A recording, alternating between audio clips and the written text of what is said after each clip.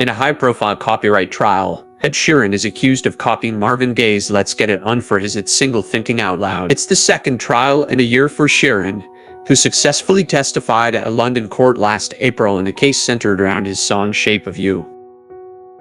Sheeran's Thinking Out Loud shot up America's Billboard Hot 100 charts when it was released, and won Sheeran a Song of the Year prize at the Grammys in 2016. Townsend's family has pointed out that the group Boys II Men has performed mashups of the two songs, and that Sheeran has blended the songs together on stage as well.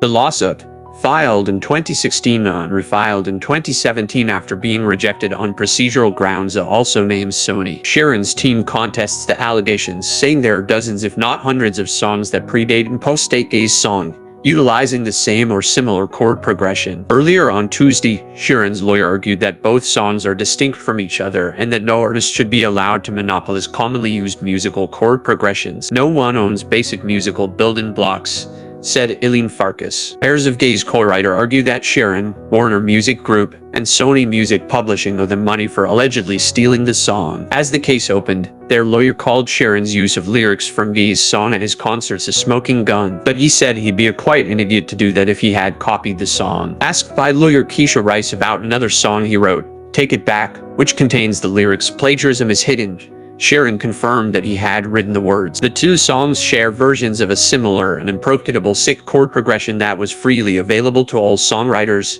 his lawyers said in an earlier court filing. Mr. Townsend's daughter testified before Sheeran, according to the New York Times. Catherine Griffin Townsend praised Sheeran as a great artist with a great future, the newspaper reported.